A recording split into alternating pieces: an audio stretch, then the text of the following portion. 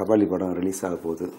இன்னைக்கு super star அவருடைய படம் ரிலீஸுக்கு முன்னாடி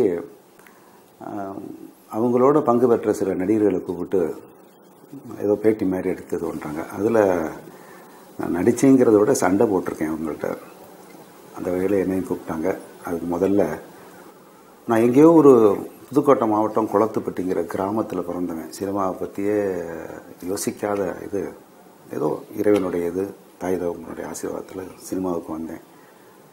சிவாஜி சார், அப்போ இருக்கிற நம்பியார் சாமி, ஜெமினி கணேசன் சார், அவங்க பீரியடில் அவங்களோட எல்லாம் சேர்ந்து ஒர்க் பண்ணுங்கிறது எனக்கு ஒரு பெரிய பிராப்தம். ரொம்ப பெருமையாக நினைக்கிறாங்க. அந்த வகையில் அதுக்கு அடுத்து கமல் சார், ரஜினி சார் அவங்களோட எல்லாம் அது பண்ணது.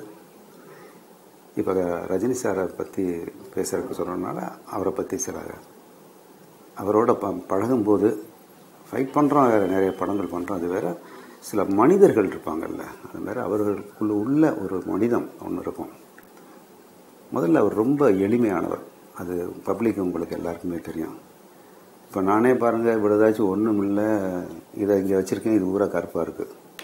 அது நடிக்கும்போது தான் தேவை, வாழ்க்கைக்கு தேவையில்லை. ஆனால் டை அடிச்சுக்கிட்டு தான் இருக்கிறோம். ஆனால் அவர் நடிக்கும்போது மட்டும்தான் அந்த சாயங்களை பூசி அவருடைய நடிப்புக்கான தேவை கொண்டு அதுக்கு அடுத்து அதை பற்றியே கவலைப்பட மாட்டார். அதாவது ஒரு பழமொழியை படித்தேன், கதராடை உடுத்தி கொண்டும் ஆடம்பரமாக இருக்கலாம், பட்டாடை உடுத்தி கொண்டும் எளிமையாக இருக்கலாம். எளிமை என்பது உடுத்தும் உடையில் அல்ல, நாம் நடக்கின்ற நடைமுறையில் தான்பாங்க. அதுக்கு பொருத்தமானவர் ரஜினி சார். எந்த பொய்யுமே இருக்காது, ரொம்ப நேர்மையானவர். அவர்கிட்ட ஃபைட் பண்ணும் பொழுது சில பேர் பப்ளிக் சொல்லுவாங்க, அவர் ரொம்ப ஸ்பீடாக பேசுகிறாரு, ஸ்பீடாக அப்படி இப்படின்னு கையை சொல்கிறாருன்னு. அது பண்ணி பார்த்தா தான் தெரியும் எவ்வளவு கஷ்டம் அப்படிங்கிறது. ஆனால் ரத்ன மாஸ்டர் ரஜினி சாருக்கு நிறைய பண்ணியிருக்காங்க. ரத்ன மாஸ்டர் ஃபைட்டில் நான் நிறைய இருப்பேன். அது அப்போ ஆட்டோமேட்டிக்காக ரஜினி சார் படம் நிறைய பண்ணியிருக்கேன். அப்போ ரஜினி சார் படம் வந்ததுனாலே ரத்ன மாஸ்டர் சார் ஆள் அனுப்பி இந்த மாதிரி நீங்கள்லாம் வந்துருங்க, கொஞ்சம் ஸ்பீடாக பண்ணுறவங்க தான் வேணும். ஏன்னா அவர் ஃபைட்லேயும் ஸ்பீடுனாலும் அந்த கலைக்கான அந்த கண்ட்ரோலுக்குள்ளே தான் இருக்கும். அப்படி அது ஒரு தனித்திறமை அவர்கிட்ட. எப்படின்னா ஒரு புள்ளி விவரம் சொல்லுவாங்க, எழுதுவதன் மூலமாக 6 விழுக்காடு அறிவை பெறுகின்றோம், படிப்பதன் மூலமாக 19 விழுக்காடு அறிவை பெறுகின்றோம், பேசுவதன் மூலமாக 30 விழுக்காடு அறிவை பெறுகின்றோம், கவனிப்பதன் மூலமாகத்தான் 45 விழுக்காடு அறிவை பெறுகின்றோம்பாங்க. ரஜினி சார்ட்ட கவனிக்கிறது மிக அதிகம். இப்போ ஏதாவது லொக்கேஷனுக்கு வந்தார்னா, இப்போ நான் இப்படி பார்க்குறேன், இது பார்வை, அவர் கூர்ந்து நோக்குவார். ஒரு நாள் ஒரு படம் ஊட்டியில் நடக்குது, எஸ்பி முத்துராமன் சார் படம், வேலைக்காரனா என்னன்னு தெரியல. அப்போ சார்ட்டெல்லாம் நம்ம சகசமாக பேசுவோம். இப்போ அவர் கூட கேட்டுட்டு இருக்கலாம், என்ன இப்படி பொய்யா பேசுகிறாரு அப்படின்னு சொல்லிடலாம்ல. அதனால உண்மை.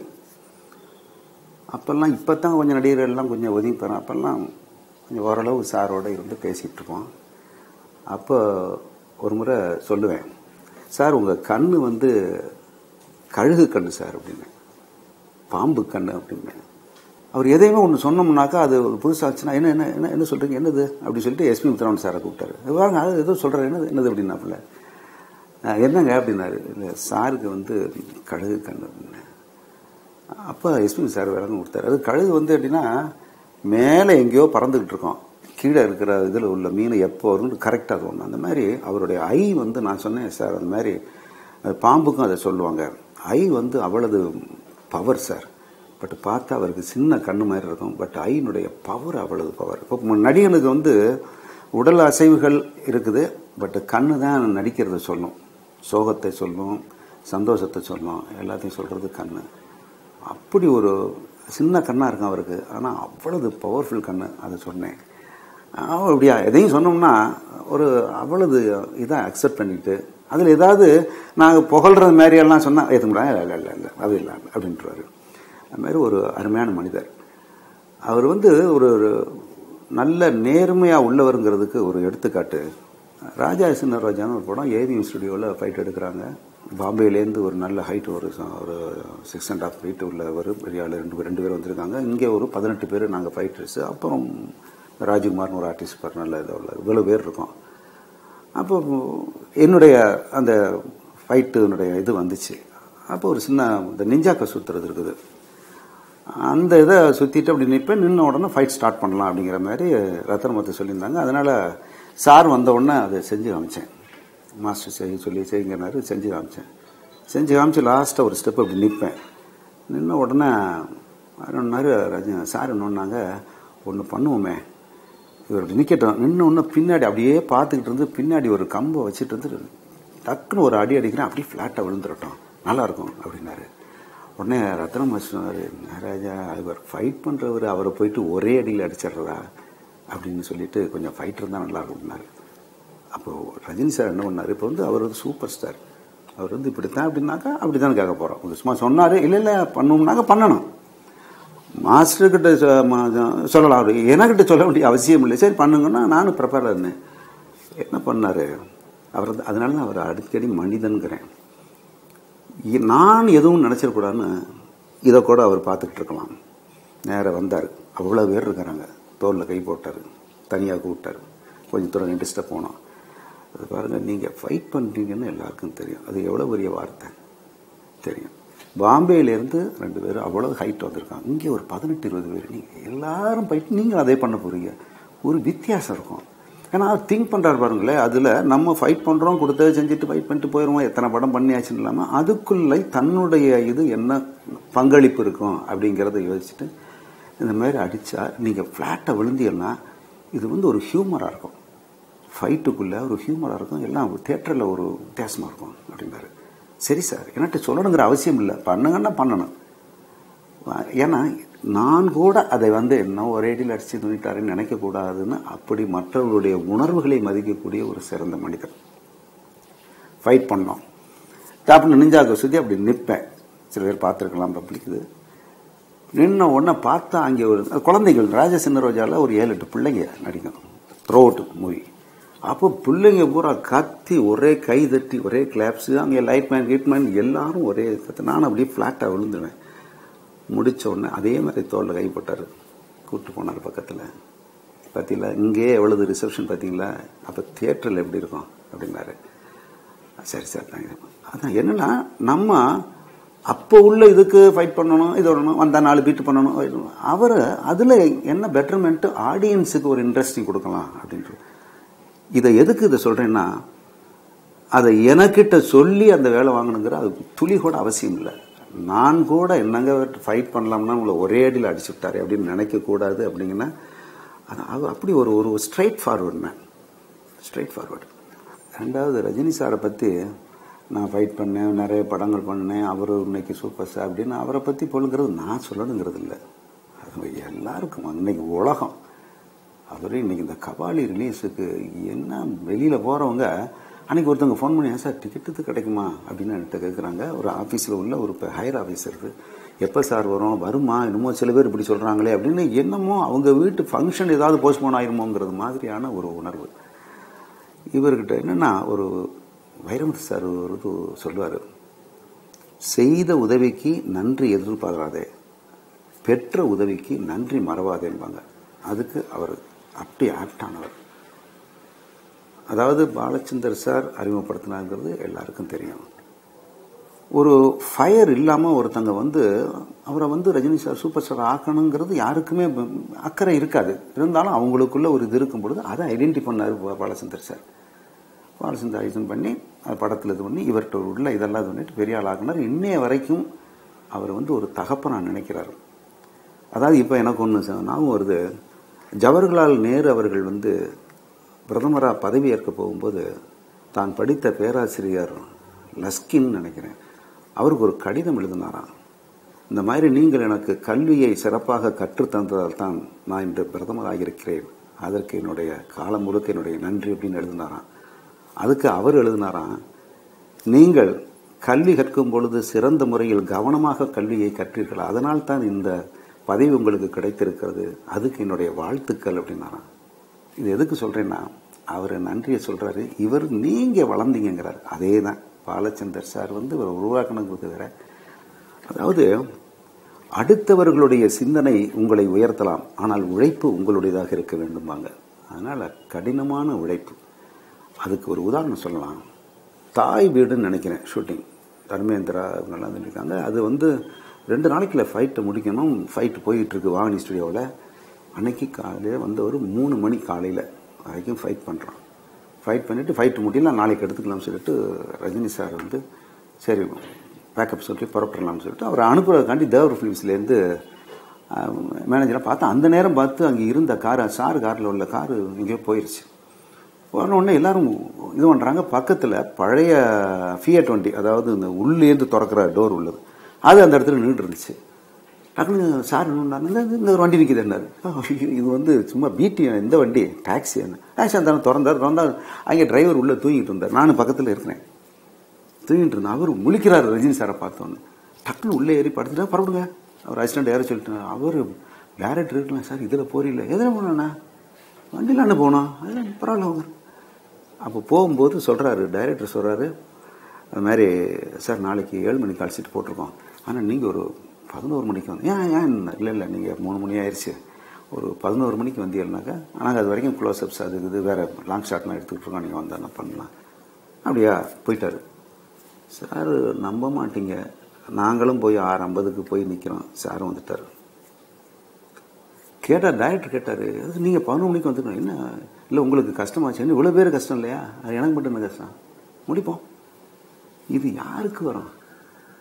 இன்னைக்கெல்லாம் சிலதுக்கு பார்க்குறேன், யாரையும் குறை சொல்லலை, கொஞ்சம் ஒரு 2 படம் பண்ணிட்டாலே நாங்கள் ஒரே இதை அப்புறம் பார்த்துக்கலாம்னு இவங்க ஃபிக்ஸ் பண்ணுறாங்க.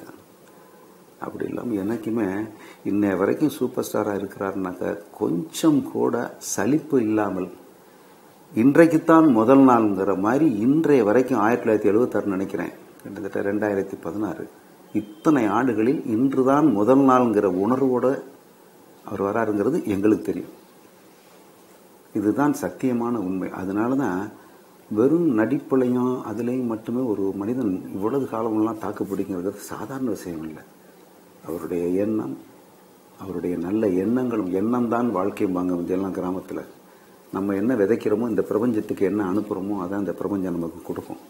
இந்த தொழிலை அவ்வளவு பயபக்தி, அன்னைக்கு எவ்வளவு சாதனை. இந்த சாதனைக்கு பிறகு இன்னமும் வந்து மேக்கப் போடுறது 2 மணி நேரம் 6 மணி நேரம், அவர் ஏஜ் என்ன இன்னைய வரைக்கும் தன்னை செதுக்கிக்கிட்டே இருக்காரு அப்படின்னா தான் அதுதான் சூப்பர் ஸ்டார். இதுக்கப்புறம் ஒன்றுமே இது இல்லை. இனிமேல் வேற யாரும் இந்த இடத்த பிடிக்க முடியாது. சொல்லுவாங்க வரணும்னா அது வேற. அந்த புதுசில் எனக்கு தெரியாது சொல்லுவாங்க. ஏன்னா பெரியவங்க சொல்லியே கேட்டிருக்கேன். என்னங்க ஒரு புதுசாக ஒருத்தர் வந்திருக்காரு, ரொம்ப ஸ்பீடாக பேசுகிற, ஒன்றுமே புரியலை, எல்லாமே இதாக இருக்குது அப்படின்னாங்க. எப்போதுமே ஒரு உண்மை இருக்குது இந்த இதனுடைய இது, எதுவுமே புதுசாக ஒரு இது யாராவது ஒருத்தங்க பண்ணி யாரையும் பாதிக்காமல் தன்னுடைய திறமை வருங்கிற நம்பிக்கையோடு ஒன்று பண்ணாங்கன்னா முதல்ல அது விமர்சனத்துக்கு உள்ளாகும். அதுக்கப்புறம் சில கமெண்ட்ஸுகள், சில என்ன அப்படிங்கிற சில ஏளனங்கள்லாம் வரும். ஆனால் தான் எடுத்துக்கிட்டது சரின்னு முடிவு பண்ணிட்டு அதை நோக்கி போனால் அதுக்கப்புறம் இதே உலகம் என்ன சொல்லும்னா வித்தியாசம் அப்படிங்க. அது ரஜினி சாருக்கு நடந்தது. சொல்லும்போது அவர்கிட்ட கூட சொல்லுவாங்களா, ரொம்ப ஸ்பீடாக பேசுகிறீங்கன்னு சொல்லிட்டு. அவர் அதை மாற்றிக்கலை. ஃபைட்லையும் சரி, ஃபிசிக்கல் ஆக்ஷன் சரி, டயலாகும் சரி, இன்னைக்கு அதுதான் ரஜினி சாருடைய ஐடென்டிட்டியாக இருக்குது. அதாவது அப்போவே அவர் முடிவு எடுத்திருக்காரு. அதாவது ஒன்று சொல்லுவாங்க, 30 நிமிடத்தில் எடுக்கின்ற முடிவு 30 ஆண்டுகளுக்கு அது வந்து நல்லவைகள் தீயவைகள் எல்லாம் தீர்மானிக்கும், நல்லதை கொண்டு வருவாங்க. 30 நிமிஷத்தில் தீர்மானிக்கிறது. இது அப்படி பண்ணுவோம் அப்படின்னு தீர்மானிக்கிறது. கெட்டதாக தீர்மானிச்சோம்னா கெட்டதாக போயிடும். நல்லதாக இருந்தால் அது 30 வருடங்களுக்கு இழுத்து செல்லுமா. அதான் ரஜினி சார். நான் இப்படித்தான், இது சரியாகும் அப்படின்னு சொல்லி ஒரு முடிவில் இல்லை. புதுசாக வர்றவங்க என்ன பண்ணுவாங்கன்னா ஒரு டைரக்டருக்கு தகுந்த மாதிரி ஃப்ளக்சுவேஷன் ஆயிடுவாங்க. அது ஆகலை, நான் இப்படித்தான் அப்படின்னு அந்த உறுதியான மனதோடு இருந்தார். இன்னைக்கு அதுதான் பாராட்டப்படுது. அவருடைய இது சொல்லுவாங்க, கையாபிக்கிறோம் நாங்கள், நாம் 4 டைம் கையாட்டினோம்னா நம்ம கை வலிச்சிடும். அவர் பண்ணுற ஸ்டைல் இன்னைக்கு கிட்டத்தட்ட 76லேருந்து இத்தனை ஆண்டுகள் வந்து ஸ்டைல் பண்ணிக்கிட்டு அதையும் ரசிக்கும்படி பண்ணிக்கிட்டு இருக்காருன்னா எப்பொழுது, அதாவது காயங்கள் இல்லாமல் கனவு வேண்டுமானால் காணலாம், வழிகள் இல்லாமல் வெற்றி காண முடியாது என்பார் அப்துல் கலாம் அவர்கள். அது மாதிரி எவ்வளவு வழிகள் அதுக்குள்ளே இருந்திருக்கும் அவருக்கு. எவ்வளவு சும்மா இல்லை, ஒவ்வொரு நாளும் ஒவ்வொரு படத்துக்கும் திங்க் பண்ணிக்கிட்டு இருக்காருன்னா சாதாரண இல்லை. அதுக்கு அவருக்கு வந்து ஒரு நல்ல மனிதன்கிறத மனிதன் நிர்ணயிக்க வேண்டியதில்லை, இறைவன், இயற்கையும் இறைவனும் அவருக்கு வந்து இன்னும் உடல் ஆரோக்கியத்தை கொடுத்து அவர் இன்னும் வளர்த்துக்கிட்டே. இன்னைக்கு கபாலி பாருங்க, இன்னைக்கு எங்கே பார்த்தாலும் அந்த பேச்சை தான் இருக்கு.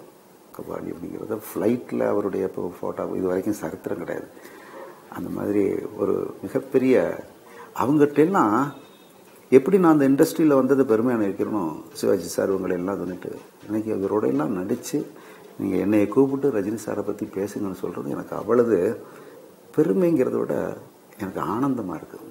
சந்தோஷம் கூட போயிடும், ஆனந்தமாக இருக்குது. ஆனந்தங்கிறது உள்ளூர வர்றது, சந்தோஷங்கிறது சும்மா பேசிட்டு சிரிச்சிட்டு போகிறது. எனக்கு ஆனந்தமாக இருக்குது.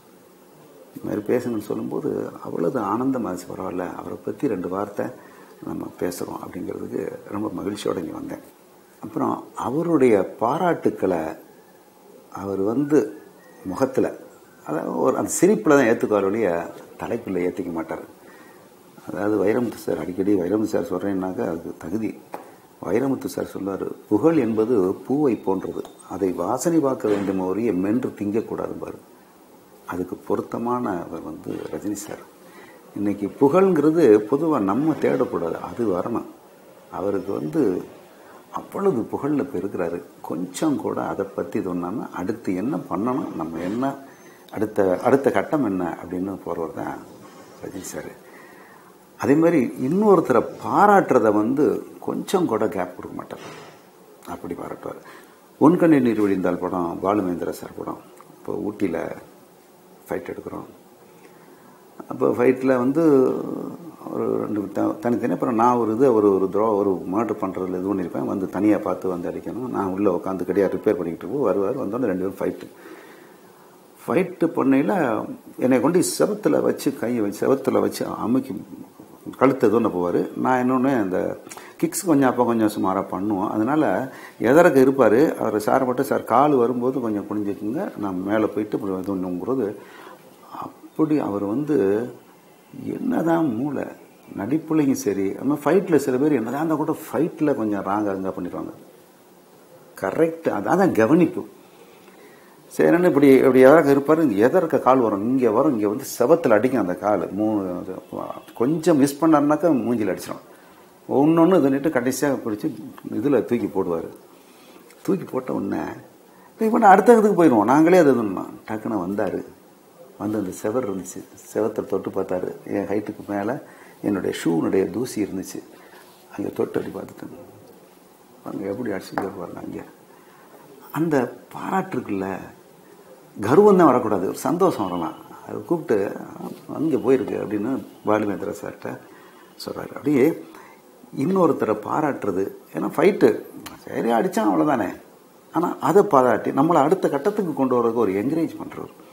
அதனால் தான் மட்டும் இது அப்படிங்கிறது சில பேருக்கு உண்டு இல்லை, அதை பாராட்டுவார். 2வது அந்த ரிஸ்க்கு ஷாட், அது இதை பண்ணுனா நல்லாயிருக்கும் பண்ணுவோம் அப்படின்னு அதை ரிஸ்கையும் எடுப்பார். அது சில பேர் வெளியில் சொல்லுவாங்க, நாங்கள் எங்கள்கிட்டே சொல்லுவாங்க, ஃபைட்டர்ஸ் நீங்கள் தான் கஷ்டப்படுறீங்க, ஹீரோவுக்கெல்லாம் ஒன்றும் கஷ்டம், ஹீரோ தான் நிறைய கஷ்டப்படுறாங்க, அடிபடுவாங்க. அதெல்லாம் சும்மா நம்ம பார்த்துக்கிட்டு அந்த காலத்துலேருந்து ஏதோ சொல்லிட்டு சொல்கிறாங்க. இவங்களும் ஈக்குவலி. இப்போ நான் அடிக்கிறேன், நான் அவர் குனிவார்னு நம்பி அடிக்கிறேன், அவரும் நம்ம குனிஞ்சிருவோம்ட்டு மிஸ் பண்ணிடுவோம்ட்டு தோன்றாரு. நான்சிங் ஆச்சுனாக்கா டெஃபினட்டாக அடி தான், அது கண்ட்ரோல் பண்ண முடியாது. அது மாதிரி அதெல்லாம் இன்னைக்கு உள்ள ஹீரோஸ் எல்லாம் ஈக்குவல் ரிஸ்க் எடுத்து தான் எல்லாம் பண்ணுறாங்க. இந்த கமல் சார் இந்த இப்போ கூட அடிபட்டுச்சுனாங்க. அதனால் ரஜினி சார் அப்படி பாராட்டுறதும் சரி, அதுமாரி அவரை பாராட்டினாங்க அப்படி ஒரு சிரிச்சுக்குவார், அவ்வளோதான். எப்போதுமே ஒரு மனிதனை பற்றி பேசும்பொழுது அந்த மனிதன் அவரை புகழ்ந்துட்டு இருக்க முடியாது, நம்மளும் அவர் மூலமாக என்ன நல்ல கருத்துக்களை எடுத்துக்க வேண்டுங்கிறது ரொம்ப முக்கியம். ஒரு புக்கு படித்தாலும் சரி, படிச்சுட்டு தான் படிச்சிருக்கோம் பெரிய புத்திசாலி அப்படின்னு வெளியில் காமிக்கிறத படித்ததை பயன்படுத்தணும். அதுதான் வள்ளுவர் சொன்ன மாதிரி கற்க கசடர கற்றவை நிற்க அதற்கு தகம்பாங்க. நிறைய பேர் தன்னுடைய அறிவை காமிக்கிறதா சொல்லுவாங்க, அப்படி இல்லை. ஆனால் ரஜினி சார் என்னன்னா, இதுக்கும் வைரமுத்து சாரை தான் உதாரணம் சொல்கிறேன். ஏன்னா கண்ணதாசன் சாரெல்லாம் நாங்கள்லாம் கண்ணதாசன் சார் நான் பார்த்துருக்கேன்னா பெரிய பிராப்தம், அவர் மாதிரியெல்லாம் முடியாது. இருந்தாலும் இன்னைக்கு களம் சாரை பற்றி பேசுகிறேன். அதில் ரஜினி சார் என்னென்னா இந்த கன்சிஸ்டன்சிம்பாங்கல்ல, சில பேர் இப்போ நம்ம சில பேர்கிட்ட பழகுவோம், முதல்ல பழகும்போது வாங்க வாங்க அப்படின்னு மரியாதை சொல்லி உட்கார சொல்லுவோம்.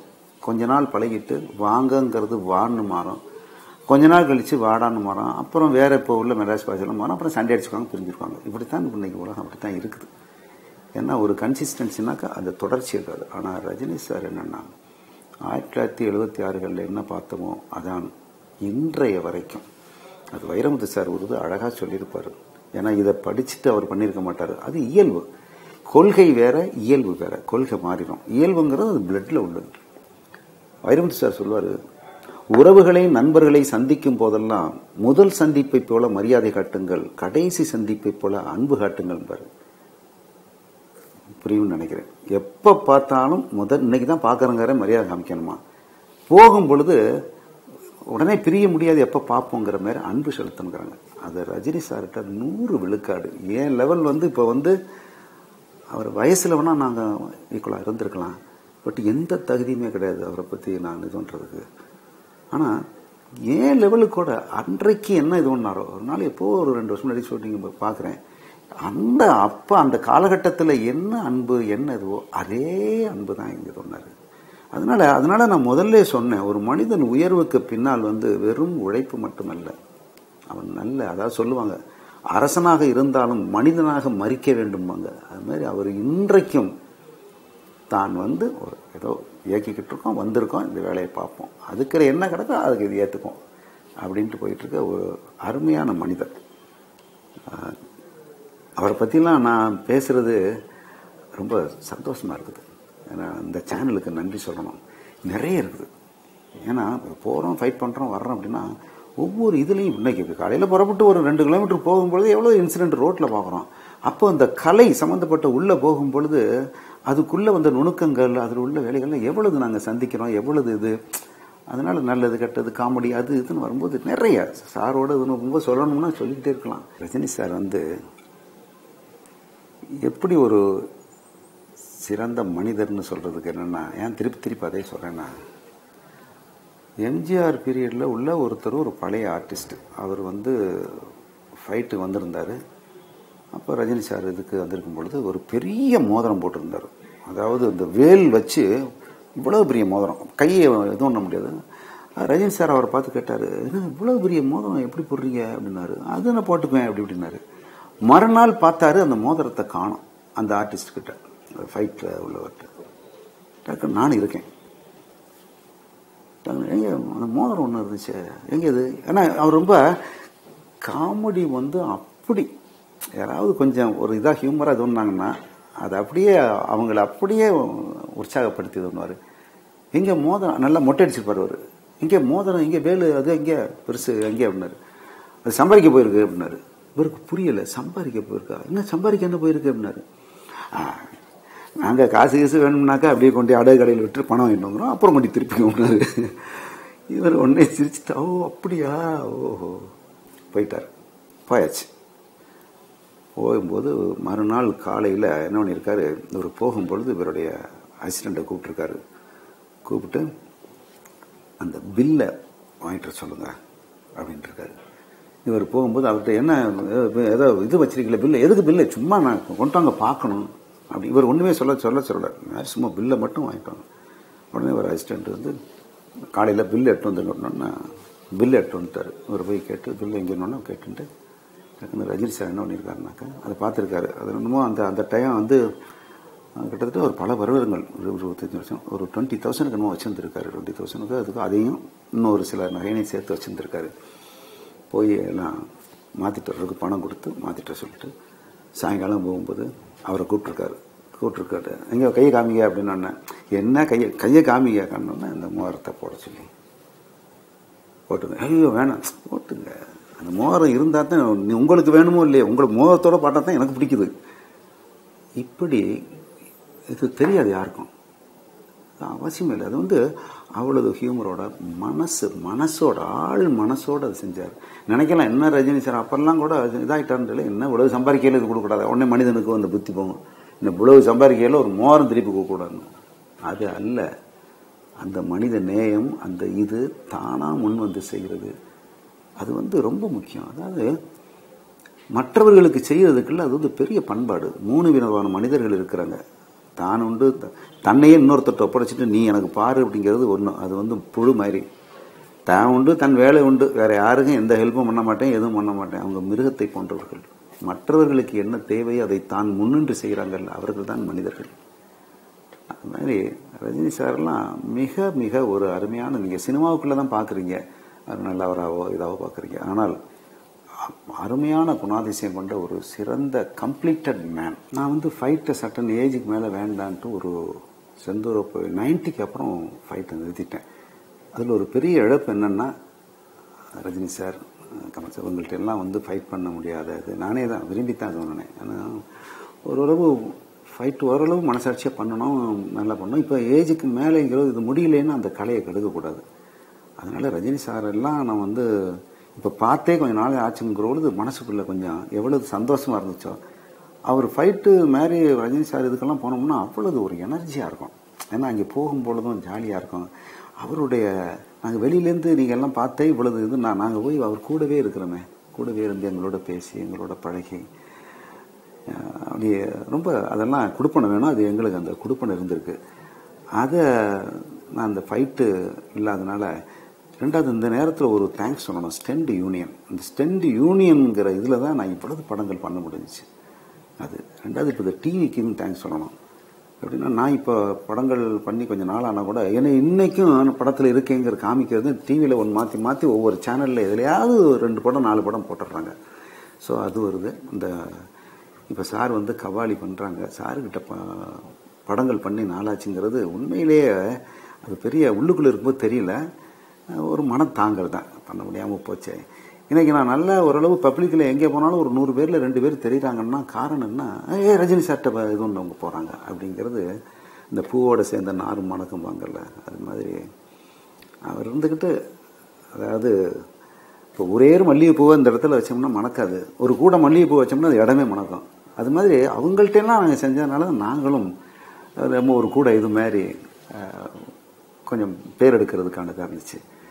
இப்போ கபாலி படங்கள்லாம் பேசும்பொழுது நம்மெல்லாம் அதில் எல்லாம் இருக்கிறதுக்கு வாய்ப்பெல்லாம் போச்சேங்கிற ஒரு மனத்தாங்கல் இருக்குது. அதாவது இந்த ட்விட்டர் அதுன்னு சொல்லி எனக்கு இப்போ இந்த லேட்டஸ்ட் டெக்னாலஜியை பற்றி பெருசாக தெரியாது. ஆனால் வெளியில் யங்ஸ்டர்ஸ் சொல்கிறாங்க, கிட்டத்தட்ட ஒரு நிமிஷ கணக்கில் சொல்கிறாங்க எத்தனையோ கோடி பேர் பார்த்துட்டாங்க அப்படின்னு சொல்லி. அது எதிர்பார்ப்பு வந்து அவ்வளவு பெரிய சிறு வயதிலிருந்து பெரியவங்க வரைக்கும். இந்த மாதிரி ஆடியன்ஸு எம்ஜிஆருக்கு ஒரு ஆடியன்ஸ் இருந்தாங்க, அது ஒரு காலகட்டம். அது இப்போ வந்து சிறு வயசுலேருந்து பெரியவங்க வரைக்கும் ஒரே மாதிரிங்கிறது இந்த பிரபஞ்சம் வந்து சாதாரணம் இல்லை. ஏன்னா அவருடைய எண்ணம் தான், அவருடைய உழைப்பு இந்த பிரபஞ்சத்தை வந்து அடைஞ்சிருக்கு. அந்த பிரபஞ்சம் திருப்பி அவருக்கு கொடுக்குது. அவருக்கே தெரியாது அவருடைய புகழ். அந்த மாதிரி இந்த கபாலி வந்து ஒரு மிகப்பெரிய வெற்றி அடையும். ஏன்னா நிறைய படங்கள் பண்ணிட்டாரு சார். வந்து பண்ணதில் ரொம்ப மாஸ்டர் பீஸ் படம் வந்து பாட்ஷா. பாட்ஷா வந்து ஒன்று நடைய யாராவது எங்கேயாவது இப்படி இருக்குமா? சிவாஜி சாருக்கு சொல்லுவாங்க, நடைகள் வந்து ஒவ்வொரு படத்துக்கும் ஒவ்வொரு நடை நடப்பாருமாங்க. சாருடைய நடை வந்து அந்த நடைக்கு கிளாப்ஸ். இன்னைக்கும் அதே மாதிரி இன்னைக்கு கபாலியில் காமிக்கிறது கூட அந்த நடை இதெல்லாம் தோன்றாங்க. அது என்ன பண்ணாலும், அது எப்படித்தான் இந்த ஸ்டைலு என்ன பண்ணினாலும் இதெல்லாம் ஒரு இறைவனுடைய தான். ஏன்னா அவர் இறைவனுடைய குழந்தைன்னு தான் சொல்லணும். சும்மா சொல்லுவாங்க சில பேர், அவர் ஆன்மீகம் வந்து உண்மையிலே அவருக்கு மிகப்பெரிய பலம். இன்னைக்கு வந்து பார்க்குற உடம்பு ஒரு 15 வருஷத்துக்கு முன்னாடி இருந்த உடம்பு ஹெல்த்தாக இருக்காரு. ரொம்ப சந்தோஷமாக இருக்குது. அவர் இன்னும் பல ஆண்டுகள் இருக்கணும், மக்களை மகிழ்விக்கணும். ஏன்னா அவர்னால யாருமே இந்த படம் பார்த்துட்டு சில பேர் சொல்லுவாங்க, நான் அந்த படம் பார்த்து இதாயிட்டேன். ரஜினி சார் படத்தை பார்த்துட்டு யாருமே இது வரைக்கும் ராங் கமிட் கொடுத்தது இல்லை. ரஜினி சார் படத்தை பார்த்துட்டு தான் அதை பண்ணனேன் அப்படின்னு. முன்னாடிலாம் ஏதாவது ஒரு தவறுகள் நடந்துச்சுன்னா, தவறுகள் நடக்குது, இப்படியே நடக்கக்கூடாதுன்னா கிளைமேக்ஸில் கொண்டாந்து முடிப்பாங்க படத்தை. இப்படி பண்ணுனா உனக்கு இதுதான் தண்டனை, அதை விட்டுருவாங்க. நான் அதை பார்த்துட்டு தான் பண்ணினேன் அப்படின்னு அறப்புள்ள மேய்வாங்க. எந்த கமெண்ட்டும் இல்லாமல் ரஜினி சார் போனோமா கலகலன்னு பார்த்தோமா, மறுடைம் போய் பார்க்கணும், வந்து பேசுறது, வீட்டில் பேசுறது, மறுபடியும் ஆளுகளை இவங்களே இது பண்ணுறது. அந்த மாதிரியான ஒரு கலகலப்பான ஒரு அருமையான அதுக்கு என்ன அவர் உழைக்கிறார். ஒரு கதை கேட்கும் பொழுது இதில் என்ன மக்களுக்கு என்ன சேருது, நம்ம பங்களிப்பு என்ன, இதில் மக்களுக்கு போயிட்டு என்ன வித நல்ல இதுகள் சேருது, நம்மக்கிட்ட என்ன எதிர்பார்ப்பு இருக்குது, அதை நம்ம ஃபுல்ஃபில் பண்ணுறோமா அப்படிங்கிறதெல்லாம் பார்த்து பண்ணுறாரு. இந்த கபாலி வந்து டைரக்டர் இது வரைக்கும் 2 படம், அட்டகத்தி, மெட்ராஸ் பண்ணிட்டு 3வது படம் பண்ணுறாருன்னா திறமையை ஐடென்டிஃபை பண்ணுற ஒரு ரஜினி சார். இதனால் இவன் முடிக்கும் என்றாய்ந்து அதனை அவன் கண் விடல்னு வள்ளுவர் சொல்லிப்படுறதுனால ஒரு 3வது படம் கூட எத்தனையோ சீனியர்ஸ் இருக்காங்க. பட் அந்த டைரக்டர் கொடுத்துருக்காருன்னு அந்த டைரக்டர்கிட்ட திறமை இருந்திருக்கு. கூட்டியாந்து அது நிறைய படம் பண்ணாங்க, அப்படி பண்ணீங்க, அதெல்லாம் இல்லை. எவ்வளவு நாள் இருக்கிறங்கிறது என்னவாக இருக்கிறோங்கிறது முக்கியம். அந்த டைரக்டர் ஸ்டஃப் இருக்குன்னு கூட்டியாந்து பண்ணியிருக்காங்க. அவரும் ஒரு அருமையான டைரக்டர். இந்த படம் வந்து மிகப்பெரிய வெற்றி அடையும். அவரும் டைரக்டர் என்னன்னா ஒரு நிறைகுட மாதிரி ரொம்ப அவர்கிட்ட நான் பேசியிருக்கேன். ஒரு டைம் ஒரு சந்தர்ப்பத்தில் பேசியிருக்கேன். பழக்கம் இல்லை, படங்கள் பண்ணதில்லை.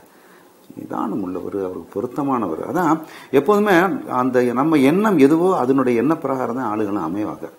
இந்த படம் ஒரு மிகப்பெரிய வெற்றி அடையுங்கிறது என்னுடைய கருத்து. சில இதுகள்லாம் பார்த்தேன், ட்ரெய்லர்லாம் பார்த்தா ஆசையாக இருக்கு.